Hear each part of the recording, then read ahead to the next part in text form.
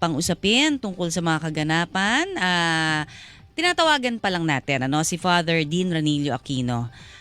Maaring meron siyang, of course, take dito sa nangyaring ito na sinasabing pagbabanta sa buhay ng Pangulo, na First Lady at ni House Naghahanap Speaker. po kami ng pwedeng, mga eksperto na Kasi pwedeng mag-explain, paliwanag. oo. Kasi kung tayo tututok lang sa balita, lalo na ngayon sa social media, maliligaw po kayo. Mabuti na sila, mas marami yung silang nakikita alam. natin ngayon sa social media, may mga nananawagan po ng people power. Correct. May kung ano-ano pong Alas 9:36, narito na si Father Dean Ranillo Aquino. Father Aquino, Igan at si Connie po, magandang Good umaga. morning. Welcome sa programa po. Good morning, Igan. Good morning, Connie. Kamusta Good po? morning. Ikaw ba nalaglag ka ba sa upuan? O alam ko nakarating I'm lahat okay. sa iyo. You're okay. I'm okay. Pero Yes, sa Pilipinas po, sa we're mga not Pilipino. okay. We're not okay. Yes, sige po. We're not okay. Yeah. Bakit po? Ang unang-una, I'm so well disgusted that the second highest president of the land can behave in such a manner, no. Alam mo, it's not the first time na may there are highest officials na hindi nagkakasunduan. This is very common. Opo.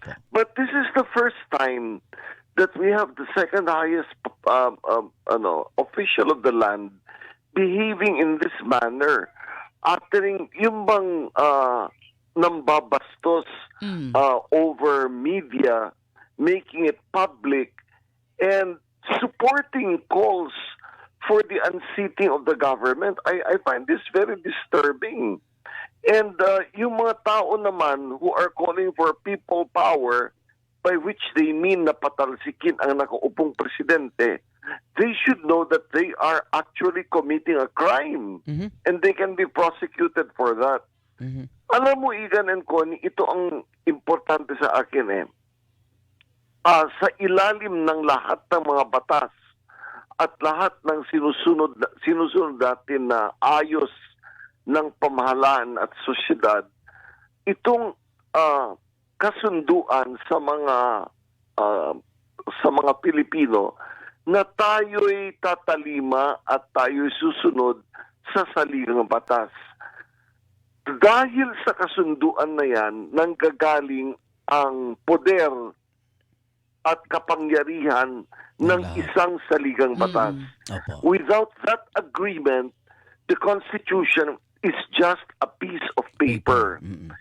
In other words, when you call on people to disregard the Constitution, when you call on people to set aside the Constitution, you are upsetting the very order on which society is based. Kaya ako'y talagang disgusted, disturbed because of this. I cannot overstate my disappointment at this state of affairs. Hindi dapat ganun ang naging manner. Unethical. It's not only unethical, Connie, it is criminal. It's actually criminal. Yeah.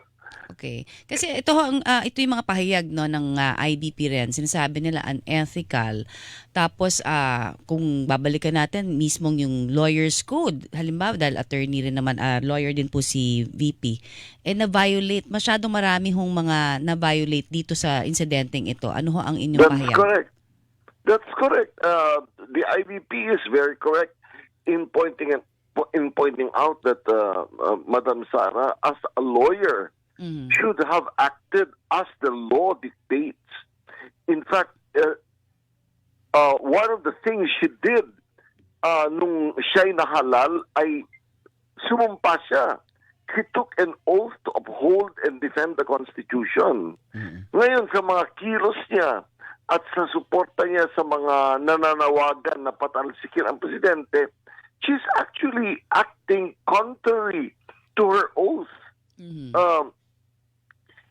It is possible, of course, she did not directly say patalsikin niyo si Ferdinand Marcos, but she is actually acting in such a manner that gives her supporters yung bang tapang Mm. na dapat sasabihin, dapat magbitiw na ang nakaupong presidente, dapat mag-people power.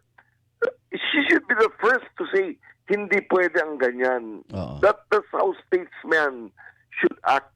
And I think that's another comment I should make. Yan ang kulang sa ating mga namamahala ngayon. Itong tinatawag natin, the virtue of statesmanship. No, the Okay. virtue of statesmanship. Paano po yung virtue of statesmanship, Father? Yung bang you assume office and you accept that at all times it will not be possible that you will all agree with each other, and yet you act within the bounds of decency and you act as examples of your people, no? Huwaran ng lahat ng Pinoy. Paano huwaran ngayon itong nangyayari na ito kung ikaw mismo na Vice President, binabastos mo ang Pangulo ng Pilipinas, at saka yung pananalita na ginamit talagang very unbecoming, no? Very unbecoming. Paano po kung sasabihin naman na ito'y resulta ng sa pakiramdam po ng ating Vice Presidente, ginigipit siya para hindi siya maging susunod na Pangulo at ngayon pa lang, meron nang gustong sirain daw ang kanyang pangalan?